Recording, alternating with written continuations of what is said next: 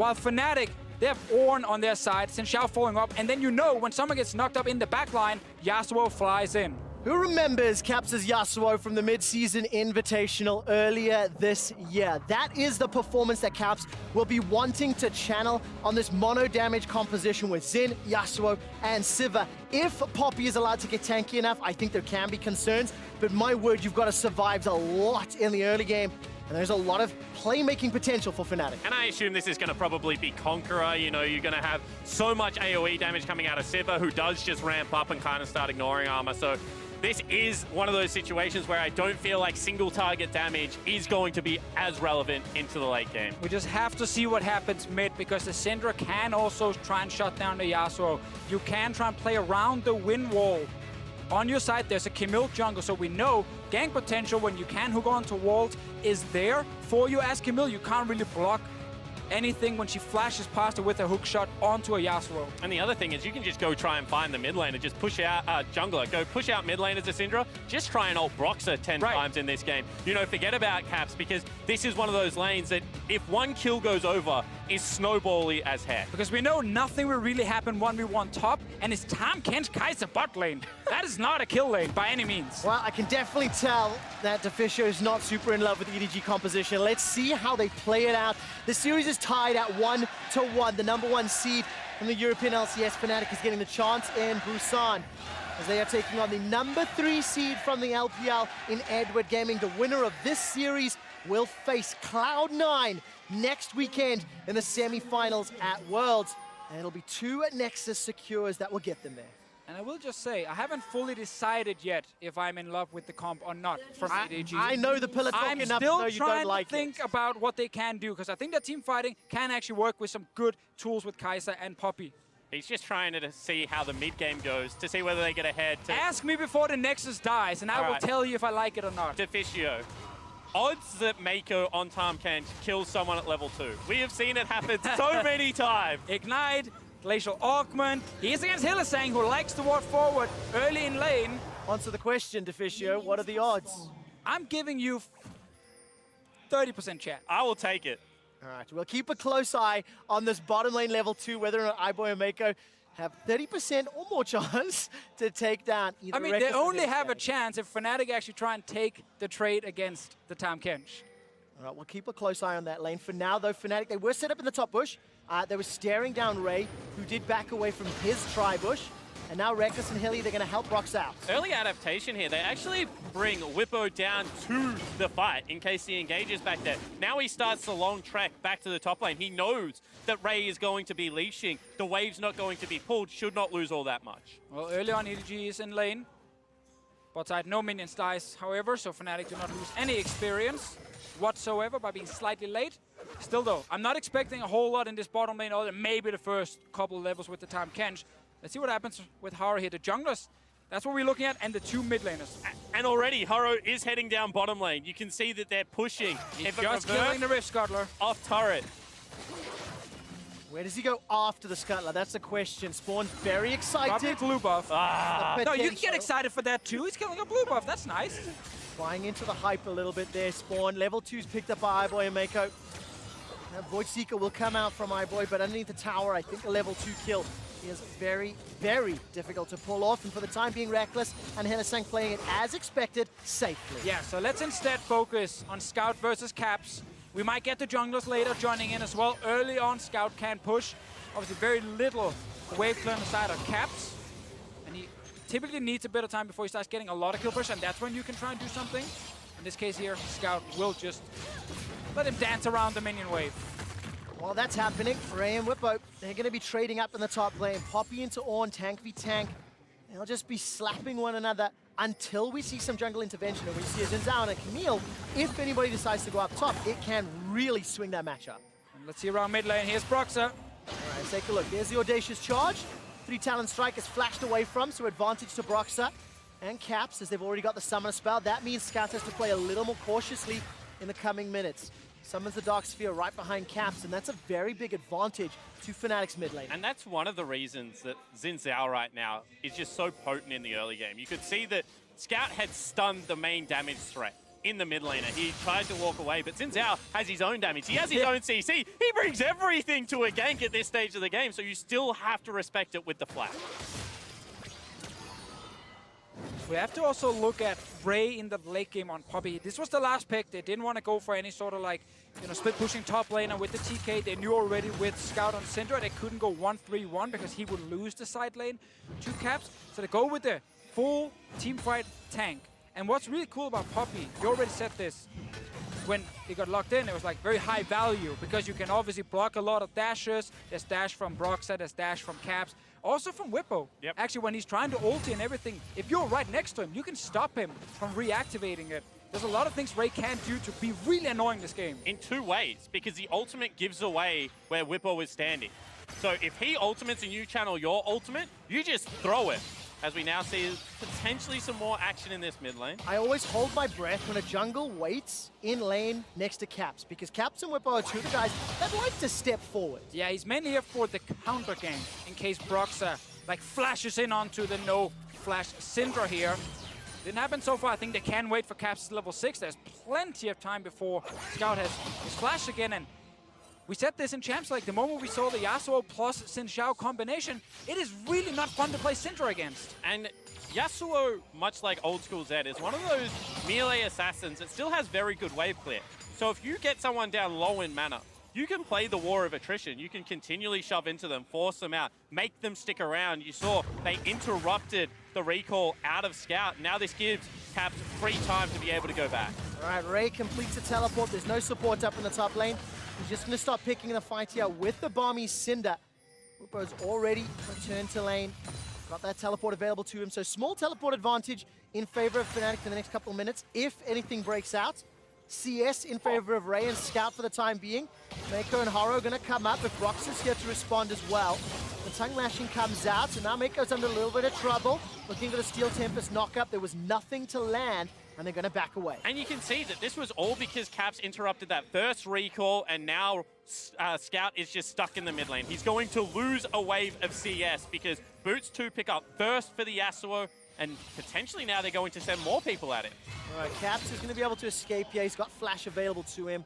Ray actually threw down the interrupt, and it was optimistic at best. I want a top laner that looks at me the way that Ray looks at Scout sometimes, because he's just ran from his top lane to pull away for his mid laner. Mako's still around mid as well, but you're not too scared of the early Tahm Kench in the laning phase here, so he ends up just walking back down to the bottom lane. Boy versus Reckless, even in form at the moment, and that's kind of what we expect from this bot lane when it's Braum versus Tahm Kench. Not a whole lot of action. And Fnatic, they're just looking towards mid again. All right, bang on even game to get to 7 minutes. Scout has been able to return with that lost chapter. He manages to use the scatter of the week. Gets a little bit of chip damage onto Caps, but Caps has some supports, and he's farming it very well. You know, reached level 6 already, down 4 CS in lane. And that's a good position to be in for Fnatic. Remember the early gank on the Scout. And this kind of thing again with EDG's draft, where it's hard to look at it and say, wow, is it terrible, or is there something they can actually do? Because there are just so many tools that don't normally fit that well together. Like, it's not a Camille Galio and you scream, oh my god, fantastic backline dive, or it's Tahm Kench, you know, with a strong early AD carry who's just pushing in 24/7 in the bottom lane and then playing 1-3-1 later. So I just want to see how they actually want to execute the fights, because they do have some serious damage with Syndra, Camille, and the Kai'Sa. And we do know that Fnatic wants to reach the backline, and that's why Mako's Tahm Kench could save the day if one of his carries gets knocked up. I also think a little part of EDG when this game started was like, okay, we've seen their early game, but can they really consistently execute on it? We saw it against IG a little bit. Broxah able to be so impactful. And then when they had won that game too, bit of a trade. Let's see how this turns out. Ultimates are available, actually, so Ray could throw down the Keeper's Verdict, and he does. Defensive flash from Whippo, but Ray cannot chase under the tower. All the Forge Guard is still available to Whippo, and here comes Haro. So it ends up being a trade of flashes, and I think Whippo should be able to escape with his life. Yeah, really nice play out of Broxah here to also come towards the play. Now it's going to be a 2-on-1, and they have seen Haro. They use the ultimate. All right, here comes the Ornn Horn. That's a knock-up onto Haro. Broxah's going to come in from behind. Whippo wants to try and make this one work. Now Ray is the target. 1 and 2, 3 Talon Strike. That's a flash forward. Audacious charge. He's not going to get proc just yet.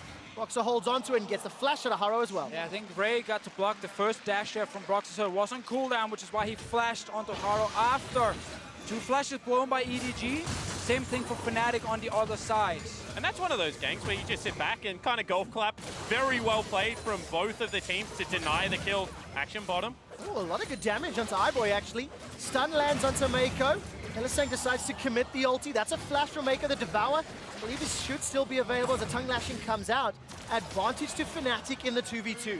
Still, iBoy's picking up a lot of farm, and I'm really looking at him as the main carry in the late game team fights. When all the Fnatic dive onto them, iBoy can do the same against the Fnatic backline, but he needs to get there in time. For now, this game is very, very even in early laning phase. Ray has done very well on the Poppy top.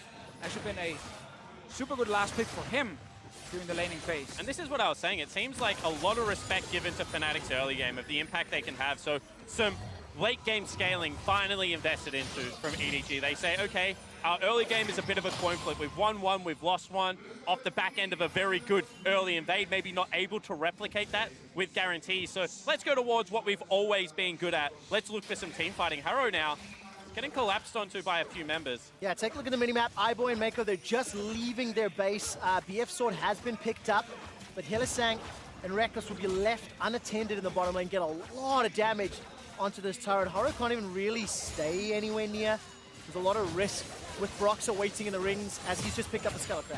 One thing we might see once time Kench has ulti is Haro goes mid, ulti's on to Caps to keep him there. Mako joins in with TK, and suddenly you 4-man attack Caps, you kill him, and you can go for his turret or go for a Rift Tail. Like, there are tools there for EDG to keep people in place and use the TK ulti that's now available. Hard for them bot lane 2v2, but you can always go towards mid lane where you have Scout on the Syndra. It's also dangerous to give Tahm Kench a free push on a wave the way that we just saw, because he can recall and go topside.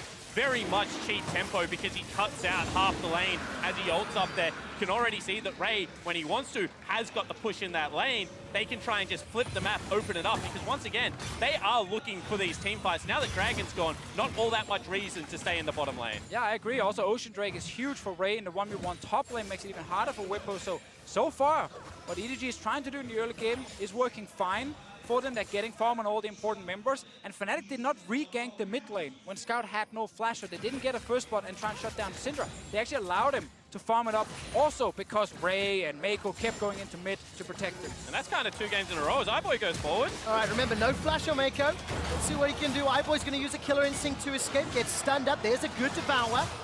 He manages to escape with his life. I love that play from Mako right here. He knows if he stays out of range from the CC, iBoy can always ult a little bit towards him. He's mid though. All right, let's take a look. Caps will manage to get the knock-up onto Haro. He's holding on to that last breath. The Tom Kent's not even going to be needed. Scout manages to find the stun. That was exactly the play we wanted to see from EDG. Use TK ulti plus Camille ulti to lock Caps in place and then kill him. They might lose the bot lane turret for it. They're all moving down to see if they can actually force Fnatic away. No, but Brox is here too, so they should feel fine.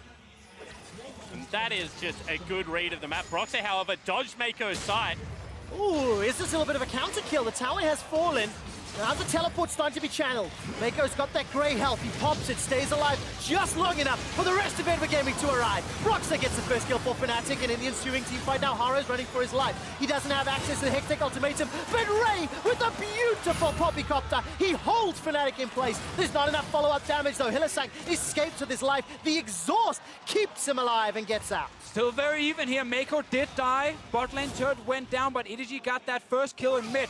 This is after Mako makes a great play bot lane to save his AD carry and stay alive. Then he goes in with Haro and Scout sidesteps the knock-up from Caps. Here's a fight. All right, last breath was used this time round as well as Steel Tempest, and the dashes Caps are slowed down. He got one more tower shot. It's a 1-for-1 trade. But still, you can see that Caps, even with losing that kill, is willing to go aggressive in the lane on a knife's edge of being able to escape that one. Scout without summoners has to be careful. I think the stopwatch was there from Scout during the fight. You just have to check in the replay. But now he didn't use it. Ended up going 1-for-1 in the trade. The Syndra is getting her kills. That is great for EDG.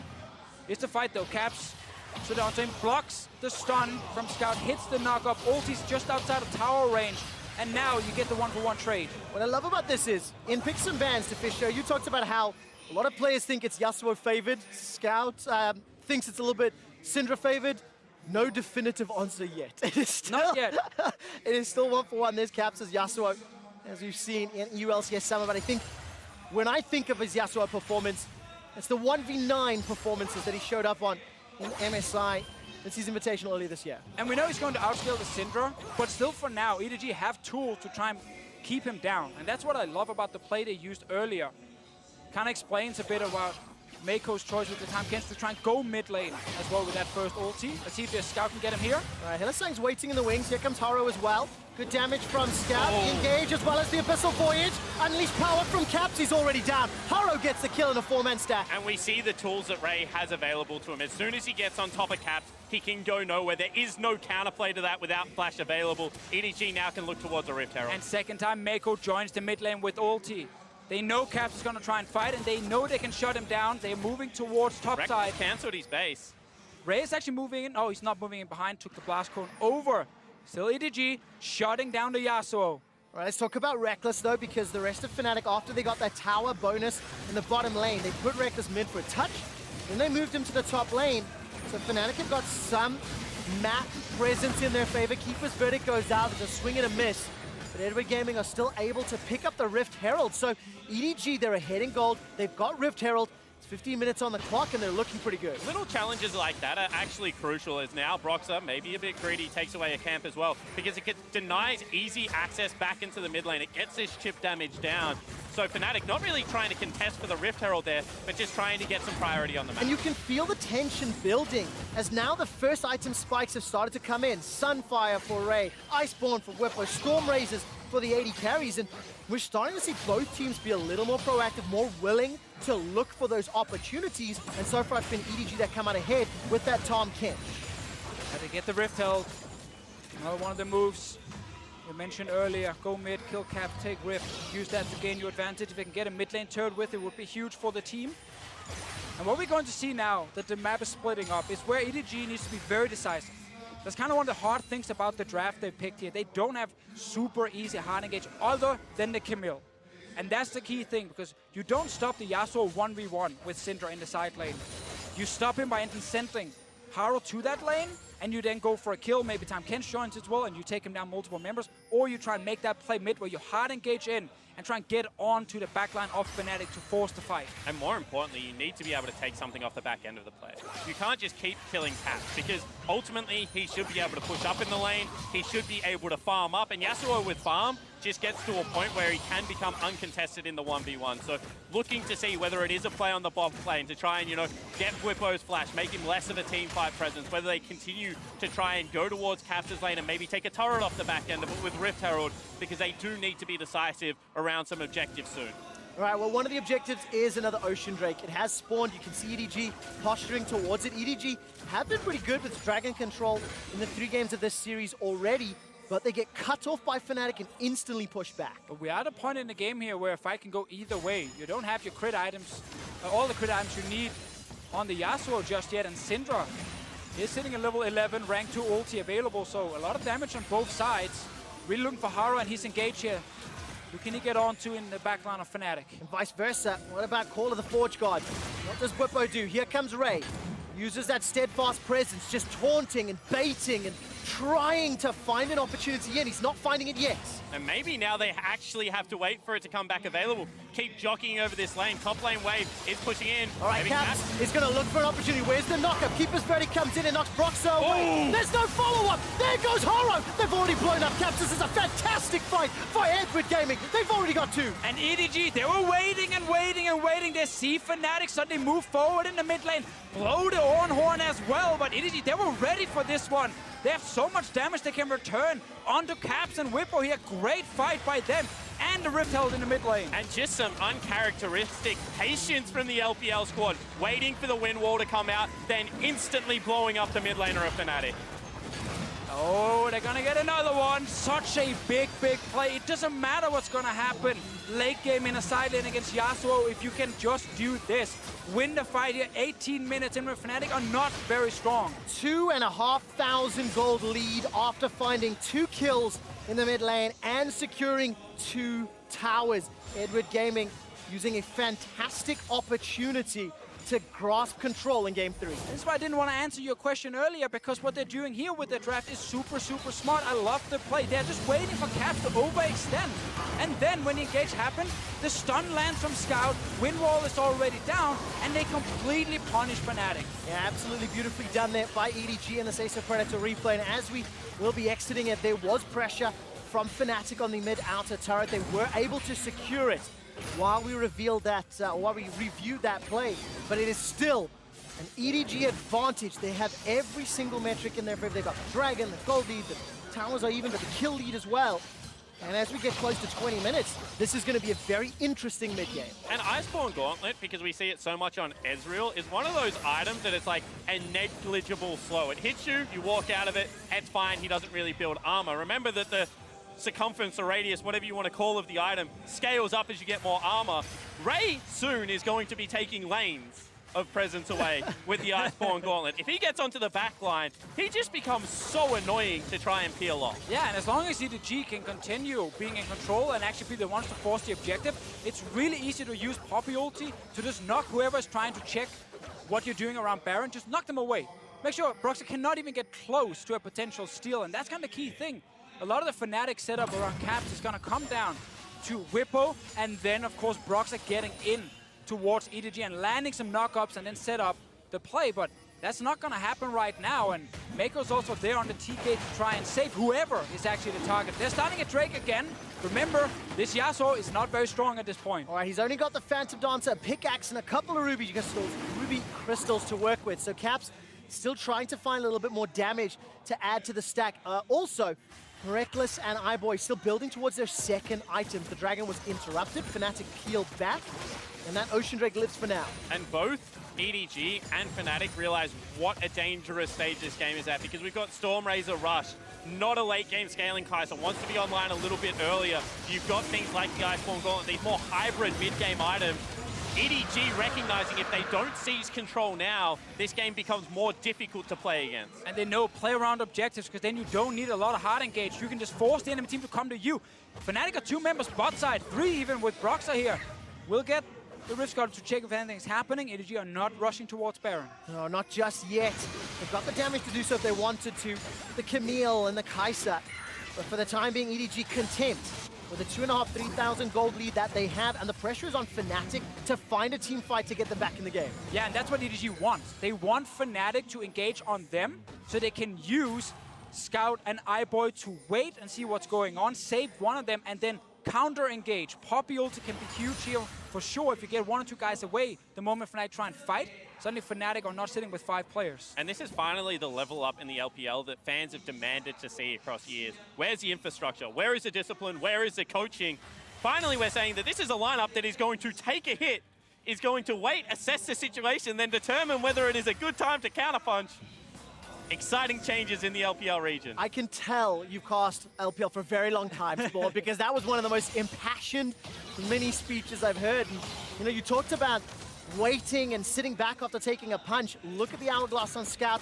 First big completion already. That's going to keep him alive against the likes of Caps. So managed to avoid the first knockup and really going to help out these next pivotal minutes for Exactly. EDG. And with all the focus around mid from EDG with TK ultis and Haro, they completely stopped Caps from getting away with the game and actually using Yasuo Xin Shao to try and stop Scout from doing anything. He's 1 and 4, and he's trying to build Asterix right now. He is not a threat at all, so you have so much time on EDG's side to pick the correct fights, ideally around an objective so you don't have to pull off too many engages. Well, on the bright side, if the slower pace of game continues, Fnatic are almost halfway to the 500 CS Sivir win condition, which has continued to develop. We're seeing Sivir a little bit more as we go through playoffs, and Reckless himself has been the 500 CS Sivir win condition many times in the organization's history.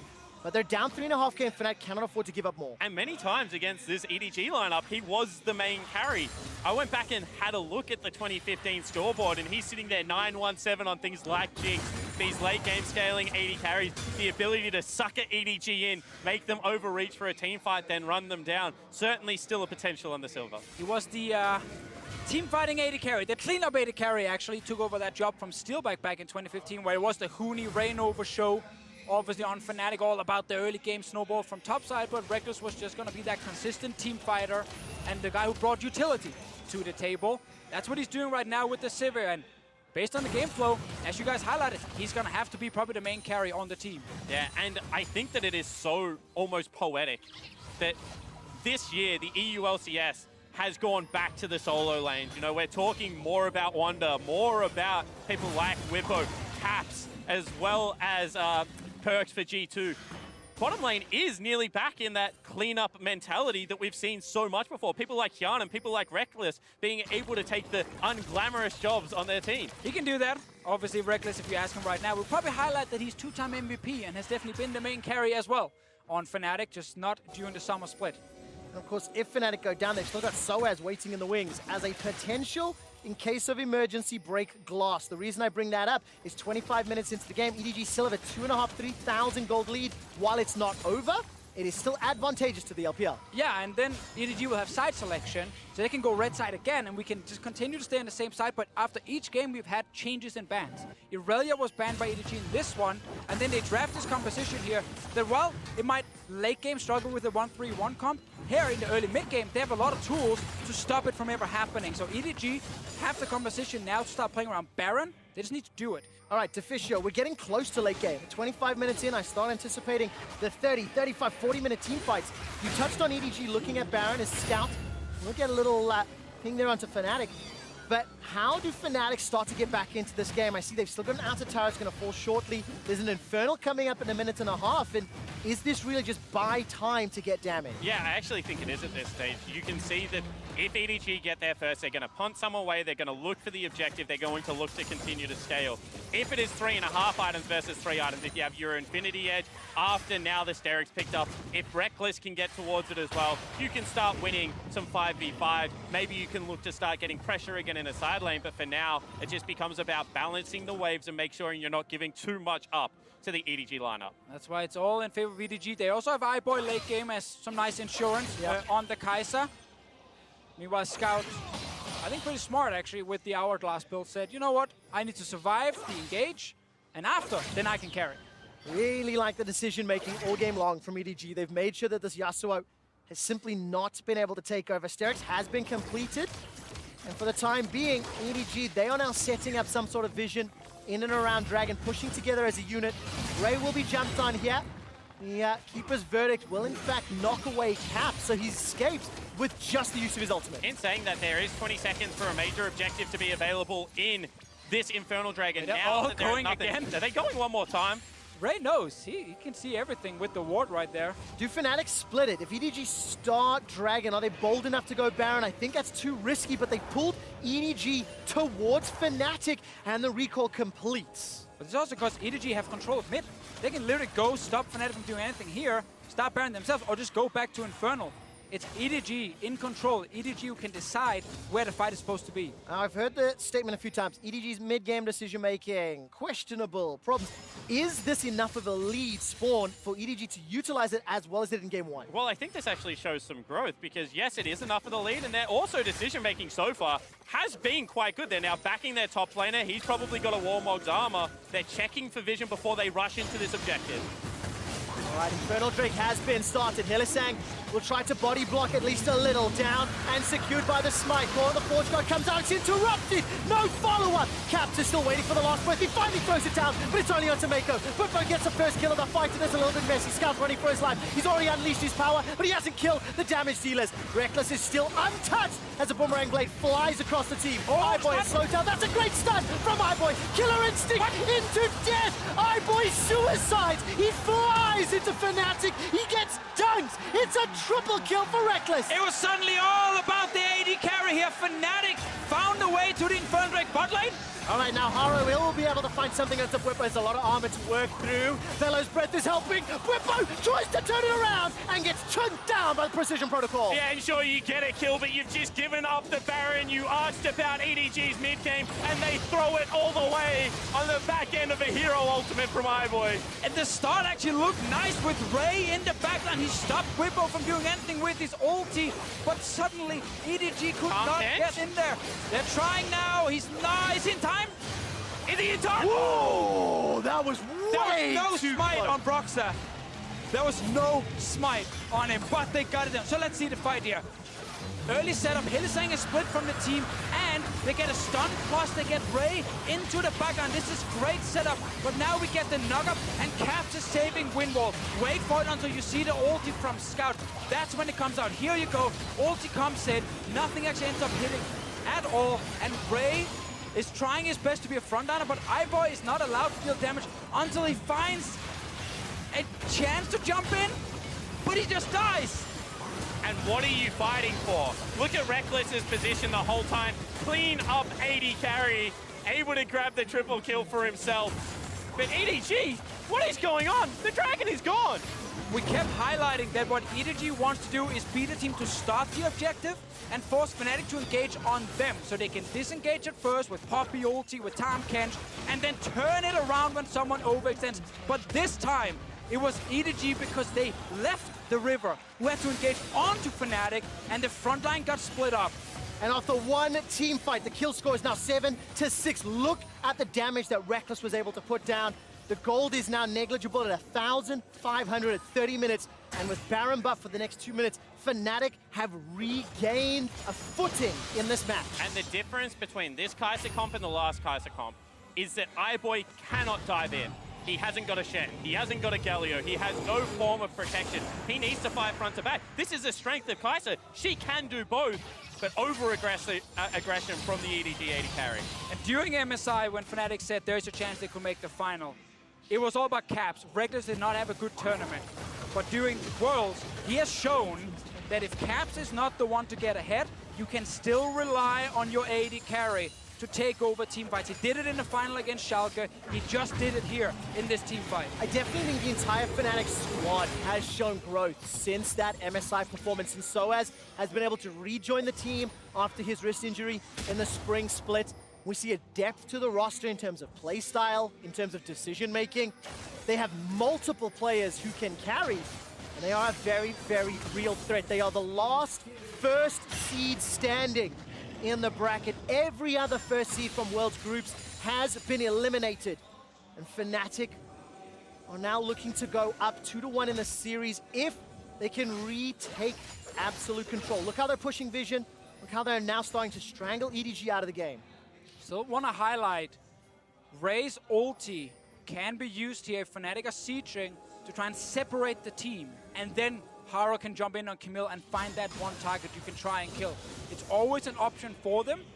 It just gets harder and harder, because as we kept highlighting, in the late game, it is very Fnatic favored based on the draft.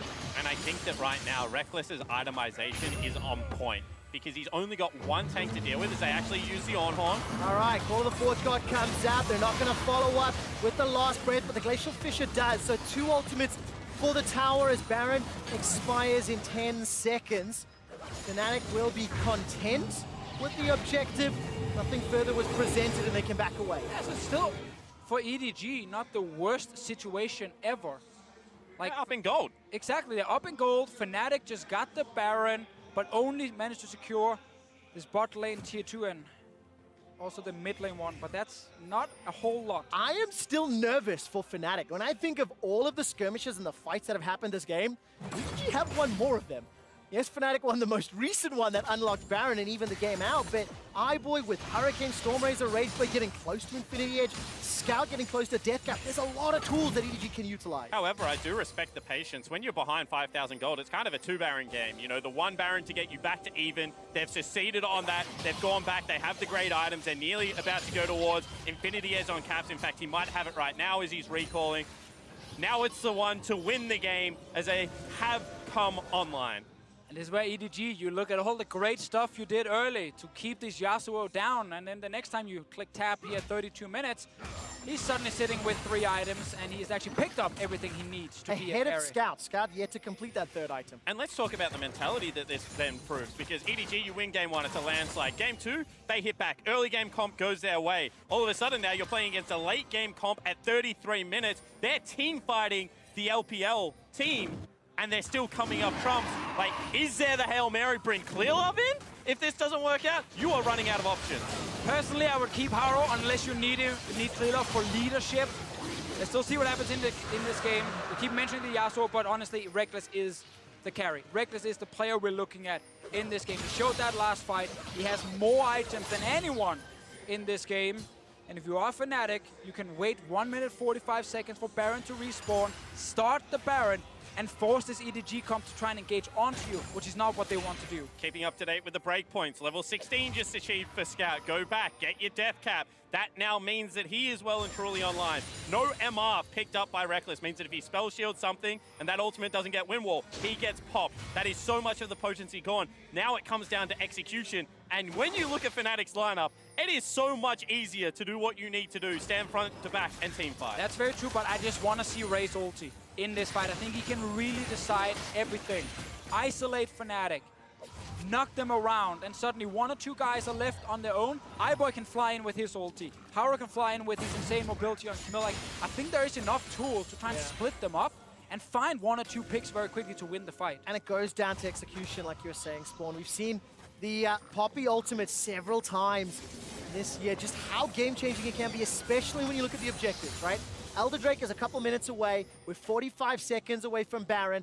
That makes it easier for Ray to find a target and to pick him out with that Keeper's Verdict. Fnatic are waiting inside this bush, waiting for a target to jump on. They haven't cleared out EDG's wards, but thank you to the observers. You can see EDG haven't spotted Fnatic members yet, but they will be aware something's up because they haven't seen them for a little while. And EDG had enough control of the area recently as they were pushing out top lane to go in there, get a couple of cheeky visions. However, Fnatic can just wait them out. They can be the ones to sweep it because they know now that the game is being played on their side of the map. Where does EDG go next? It is 5 seconds for Baron. Fnatic have challenged the vision. The control ward's denying vision inside the pit. That's a good tag onto Ray. This is a defensive Keeper's Verdict. It's put up Fnatic, but again, the setup wasn't good enough. Reckless continues to fire away with the Ricochet. 1,400 hit points, that's a defensive flash from Ray, continues to run. Wind wall comes up and nobody's fallen yet. EDG, though, they try here with Ray's ulti. Didn't manage to actually turn in damage around, because whenever they try and turn damage with either Syndra or Kai'Sa, Windwall will just show up, or Braum Shield. It's kind of the cool thing about Fnatic's setup here is how many projectiles and skill shots they can actually block in these fights. But they're starting to Baron. EDG, they are around. Ray is top lane, no ulti. No ultimate available for Bwipo either, so how do they keep them out here? All right, Steel Tempest finds no knockup. Good That's stun. a decent stun, but there's no follow-up. There's no one else to jump in. Haro does not fancy putting down the baby cage just yet. EDG have thwarted the Baron attempt, and I'm looking at the state of the minimap. I think Fnatic have got a top lane push. I'm not quite sure yet. We'll take a look at that. But bot lane definitely in favor of EDG. Caps gets out of range of that Void Seeker and looking for the knockup. Call of the Forge God is good. It's onto Ray. There comes Haro. He looks down the Hextech ultimatum. Reckless is locked inside. And instantly the Hourglass is thrown down both for Bwipo and for Haro. Keeper's Verdict is huge. EDG, that's exactly what they wanted. They found one. They found two. This ulti from Whipper was only on to Ray. That is not the target you want. Caps didn't even get to ult in this fight. EDG, they kite back. They finally get a team fight where it's Fnatic forcing on them. That is exactly what Poppy wants to do. Split up the fight, split up Fnatic, and they get 2 kills. And they call off the defense. Fnatic make the decision that this is not the Baron we want to fight for. EDG secure it. It's so cool. We get these different fights, these different setups, and we see different results every single time. EDG are kiting back. This is what they want. Kite back, and this ulti onto only the Poppy is not good enough for Fnatic. So now, Scout and iBoy, they're safe. They can deal damage, and Fnatic, they just have to try and retreat. And the the crucial thing about Zimmer is create gaps between your front line and your back line. Reckless, as soon as that Zonya's hourglass or the stopwatch came through, could no longer send ricochets through. That meant his damage went to 0, and EDG won the team fight. Fnatic engage onto EDG. EDG are happy, they can kite back. EDG engaging onto Fnatic. Fnatic are happy because EDG can't reach the carries properly. This time around it was Fnatic forcing the fight, and EDG punished them big time. And both of the teams kind of suck at sieging. So without Baron, this is going to be a really hard game to win. Everything going to be fought around objectives. That's what I love though, Spawn. Yes, it's not going to be about necessarily knocking over the towns. It's going to be about these team fights. It's going to be about the decision making and the positioning in each of these fights. Ray will once again be the target. Keeper's Verdict comes out. It doesn't hit anything. It was interrupted. Ray gets caught by the last breath. This is a split. Maker's already down. Ray will fall immediately after. Fnatic somehow find EDG. Man, EDG, you won that great fight before you got the Baron, and then they split up in two. We get another ulti from Wivo, and this time it doesn't matter who you hit, just hit someone. And they get the block with the wind wall onto Ray's ulti.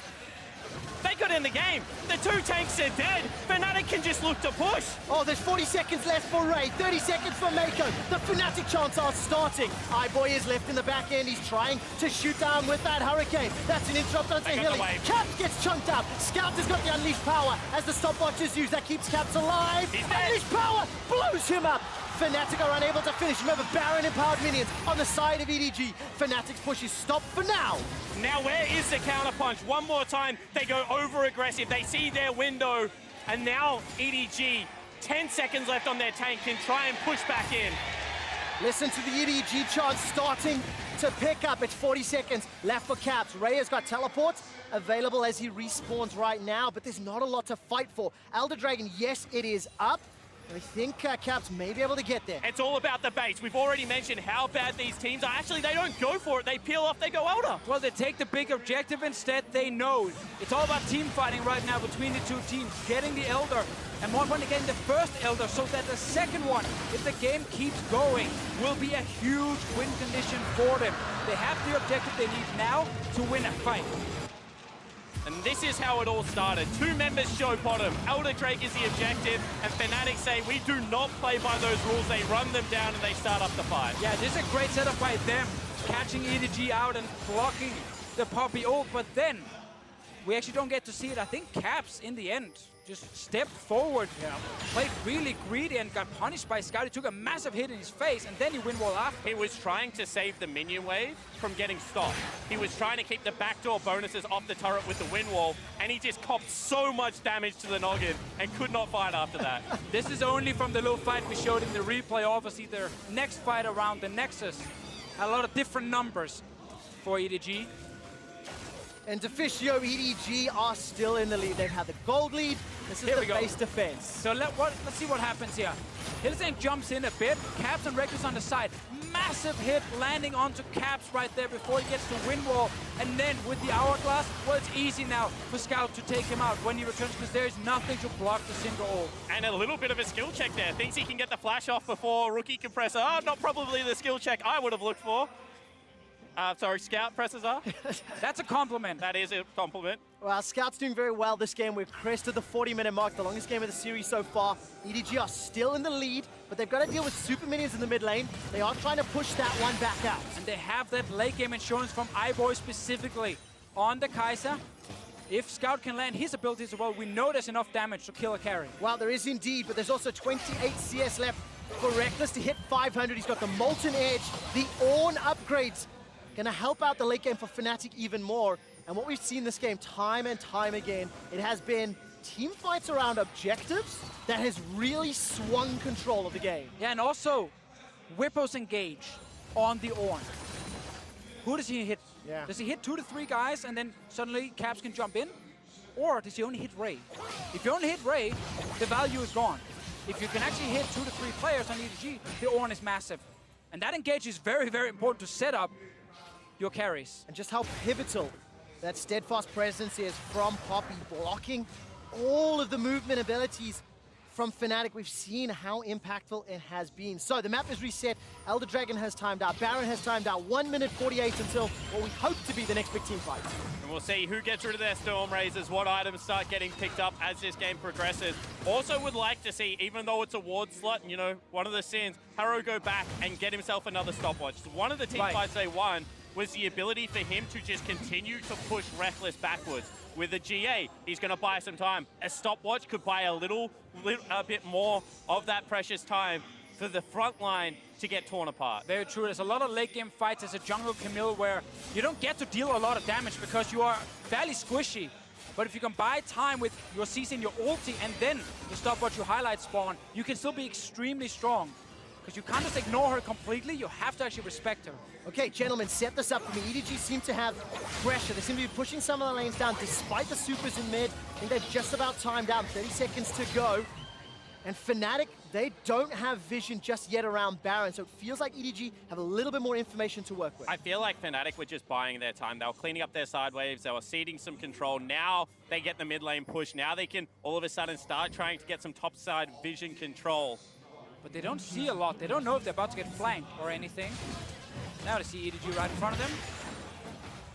And that's the importance of mid lane, is if you push up towards the inhibitor, you know they have to answer the wave. As soon as they show on the wave, they can't be flanking you. So you can now go in, get some shallow vision, do it again, push out mid wave, continue to repeat the steps until you have the control you need. And it's so cool that I think in Fnatic's head, they had this game plan with Caps, you know, winning a side lane and being super annoying, but that got completely shut down because of EDG's early game. So it's just become 5 versus 5 only, all game long.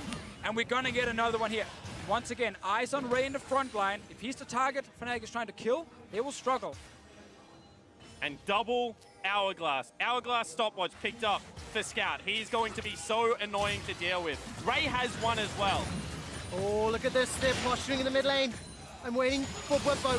Where is the Orn Horn? He's holding onto it for now. There's no vision into the river just yet. EDG have backed away onto that Fnatic wall. That could be huge. Now Fnatic will be the ones checking. Once Baron is now in the shadows. Control ward dead. Luckily, that one ward in the brush will basically give Fnatic the information they need to check if Baron is being started. Unless EDG can like blast cone over the wall Ding, behind ding, it. ding. 500 CS activated for Reckless's Sivir. Is it enough? It's going to be all on the initiation. There's the knockup from Caps. He's sitting on top of Ray. The Scout of the Weak has found no stun. Fnatic, they turn it on. There goes the last breath onto Ray. The Orn Horn catches out onto Haro. But Boy, he's jumped into the back line. He stays alive for now. He's knocked up with the Glacial Fissure. So fights him up in the front. Nobody's dead yet. Finally, Reckless gets knocked down. There's the Hourglass thrown down by Ray. Boy's still alive. Still, nobody killed. Finally, Reckless is unstoppable. His 501st CS is killing EDG. Now they're running for their lives. Scout of the Weak will be enough to stop Fnatic.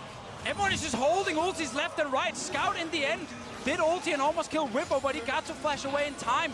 Meanwhile, when the fight breaks out, it's all onto Ray. He gets out, but when he returns back in, they actually take him down. And look at the mini-map. Top lane in favor of EDG. Bottom lane in favor of Fnatic. You can feel the electricity in the air as the fans in Busan are just waiting in anticipation. After everything in that fight, only one kill secured by Fnatic. And every summoner spell used by EDG. Look down the lineup of Fnatic. Reckless still has double summoners. Broxah has his available. Hylissang didn't have to flash. Still have the potential to fight here, and EDG can make no more mistakes. There are no wards behind the Baron from Fnatic. EDG with Haro can always threaten a steal. Will Fnatic stick on this pit? Take a look. This is 4 members of EDG sitting behind the pit. Ray has just respawned. He's got teleport available. I think Scout does more damage than Smite. They can go for it. Secure it! EDG pick up the Baron, but it's at the cost of Haro's life. Now in a numbers advantage. What can Fnatic do? They're jumping onto Ray. He's running away. He's got no flash. He's thrown down the stone plate, but I don't think there's enough. Fnatic will get 2 kills. And in the late game, when you go for a steal, if you die, you're dead now for 50 seconds. Fnatic have time to start pushing and try and get everything. And this time around, there is no flashes, there is no ability to outplay. Still 40 seconds left on Haro. 109 games played at the 2018 World Championship, and only 10 of them have been won with a gold deficit. Fnatic are behind 4,000 gold at 50 minutes, and they are pushing onto the Nexus turrets. The last time they tried this, they failed! The last time they tried this, Scout saved the day. Can he do it again? The Nexus turret is falling. Hellesang has found Eyeboy. Eyeboy's running back with the killer instinct. That's a devour from Mako. The Nexus turret still stands, and Eyeboy is just about to get blown up. He's got a GA to come back alive. GA is popped. Fnatic in a 5-on-2. Scout still untouched. Finally goes Golden. Nexus is down. Fnatic lead the series 2-1. And what a gutsy display from Fnatic, winning from behind. The 11th game when winning with a deficit. And man, those last two fights, Eyeboy tried his hardest. He got onto Fnatic, but he couldn't kill anyone, and they managed to force him away. And suddenly they could kill the Poppy. They took their time, but it got her down. And when they start the Baron, they knew right now EDG are split. If Hara gets in here to try and steal it, we can kill him. GA was popped in the last fight, so they didn't care about losing Baron. They just wanted